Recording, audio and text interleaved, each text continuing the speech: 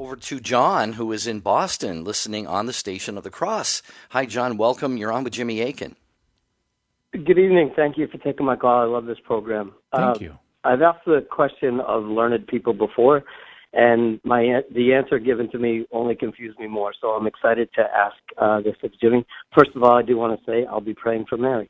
Awesome. Thank you. But Thank you, John. this is regarding the infancy narratives and which Gospels I'm not sure Matthew these and come Luke. from. But with regard to the Annunciation, in one of the Gospels, Mary says to the angel, "How can this be? For I haven't known man." And Right, or there's no it's prophet. actually present tense. I know not man. I know not man. And Okay. it's Luke. Is it okay? And then now go over to the angel greeting Zechariah to tell him that he and Elizabeth will conceive in their old age. Right. And Zechariah says something to the effect of, "Well, how can this be? Because we're well beyond childbearing years," as the previous caller just said. And yet he's sort of chastised in a way and told, because of his lack of faith, that he won't speak until John is born. Right. So I don't understand why seemingly they both ask a question basically that anybody would ask, because that's how could this happen? Yeah. So this is a very common question, because the way Luke writes this account, he points out multiple parallels between what happens with Zechariah and what happens with Mary. And you can read about this. This is Luke chapter 1.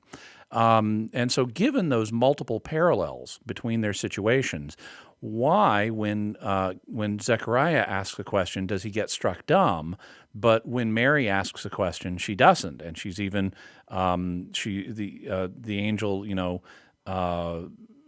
sends her, indicates that John the Baptist has already been conceived by her kinswoman Elizabeth, who she then goes to visit, and Elizabeth, filled with the Holy Spirit, praises Mary. So rather than being chastised for asking the question, Mary ends up being praised as a result. And if you look closely at the text, the answer becomes apparent. When Zechariah is told he's going to have a son, his question is, "How will I know this?" So he's just been told, but he's challenging that answer. He's asking for proof, because he's not believing. He's not simply taking the angel at his word. Then, when the same angel, Gabriel, goes to Mary and tells her she's going to have a child in seemingly impossible circumstances, because she doesn't know man, she doesn't have marital relations with any man, so how's she going to have a child? She asks a different question. She doesn't say, "How will I know this?" She says, "How will it be?" So she accepts the fact it's going to be, but she asks how it's going to come about. And so then the angel tells her, well, this is within God's power. He can give children even to people in impossible circumstances, like look at your cousin Elizabeth, who's too old to have a child, but God's given her one anyway. And then when she visits Elizabeth, if you look in Luke 1, verse 45, Elizabeth, filled with the Holy Spirit, confirms our understanding of what the difference in the question was.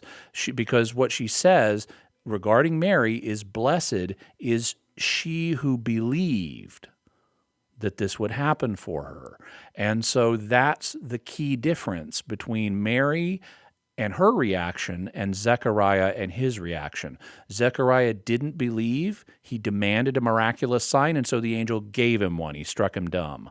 But when Mary asked her question, she believed. She just wanted a clarification on how it would happen, and so she's pronounced blessed for having believed, and that's the point of difference between her and Zechariah.